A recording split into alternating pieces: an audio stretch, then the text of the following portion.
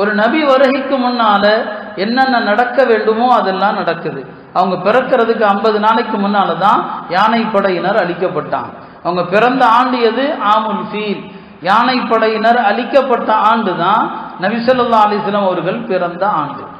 அப்போ நம்ம பிள்ளைகளுக்கு சொல்லிக் கொடுக்கணும், நபி ஸல்லல்லாஹு பிறந்த ஆண்டு எது? இப்படி ஒரு கேள்வி கேட்டால் எல்லாரும் உடனே பதில் சொல்லுவோமா என்ன? அப்போ இப்படி தான் சொல்லணும், பெருமானார் பிறந்த ஆண்டு எது? நீங்கள் அதை கிமு கிபின்னு சொல்லக்கூடாது, அப்படி இல்லை. பிறந்த ஆண்டு எது? யானைப்படையினர் அழிக்கப்பட்ட ஆண்டு. மக்காவுக்குள் படையெடுத்து வந்தாங்களே, அந்த யானைப்படையினர் அழிக்கப்பட்ட அந்த வருடம் தான் பிறந்தாங்க.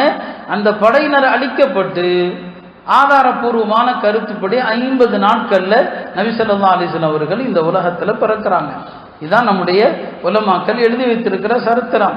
அப்போ அவங்க வர்றதுக்கு முன்னாலேயே மக்கால ஒரு அதிசயம் ஒன்று நடக்கிறது. அதற்கும் உலமாக்கள் அற்புதம் என்று பேர் சொல்லுவாங்க, அதற்கு வேற பேர்கள் வைப்பாங்க.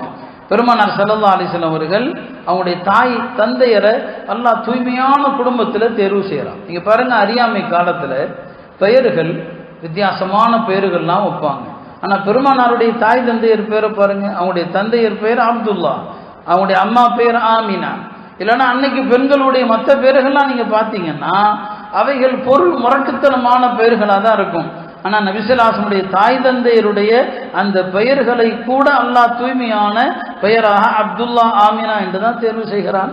அன்னை ஆமினா அவர்கள் ரசூல் ஸல்லல்லாஹு அலைஹி வஸல்லம் அவங்களை கருத்தரிக்கும் போது உலகத்தில் மற்ற பெண்களுக்கு ஏற்படுகின்ற எந்த விதமான அசௌகரியங்களும் அவங்களுக்கு கிடையாது.